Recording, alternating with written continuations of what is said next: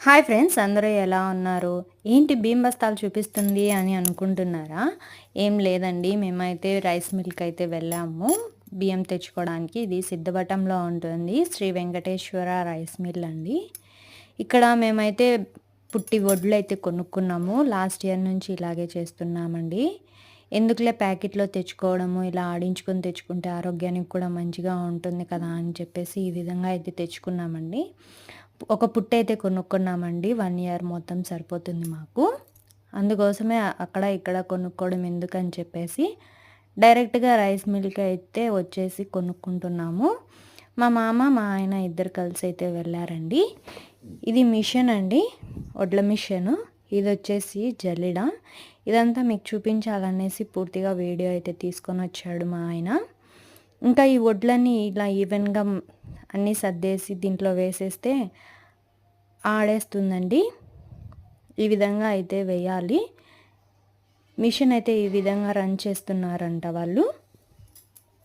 చూస్తున్నారు కదా, రైస్ అయితే ఎలా కిందకి వచ్చేస్తున్నాయో. ఒక పక్క నూకైతే పడిపోతుంది, ఇంకొక పక్క బియ్యం అయితే పడిపోతాయండి.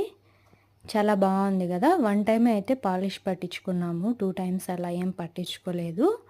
ఎందుకులే ఎక్కువ సార్లు పట్టించుకోవడము, మళ్ళీ బాగుండదు కదా అని చెప్పేసి ఒకసారి అయితే పట్టించుకున్నాము. ఆ బియ్యం అన్నీ ఇలా లొడిగి మాదిరిగా ఉంది కదా, దాంట్లో అయితే పడిపోతున్నాయండి. అన్నీ దాంట్లో అయితే స్టోర్ అయిపోతున్నాయి. చూసారు కదా, నూక ఎంత చక్కగా అంతా కింద పడిపోతుందండి. మనకైతే నూక ఏం అవసరం లేదు కాబట్టి తీసుకోలేదు. ఈ విధంగా అయితే ఉందండి మిషన్ మొత్తము.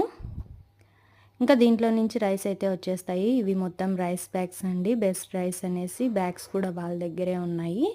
ఇంక ఈ విధంగా అయితే 25 కేజీస్ బ్యాగ్స్ మాదిరిగా ప్యాక్ చేసుకుంటున్నాం మేమైతే. మాకైతే 16 బ్యాగ్స్ అయితే వచ్చేసాయండి.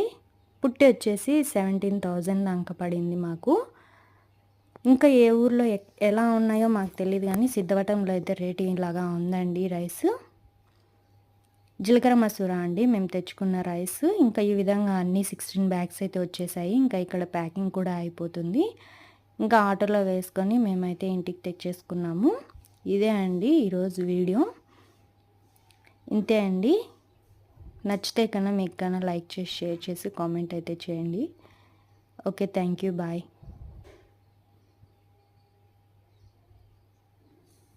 ఈ విధంగా అయితే ఇంటికి తెచ్చుకున్నాము. Thank you.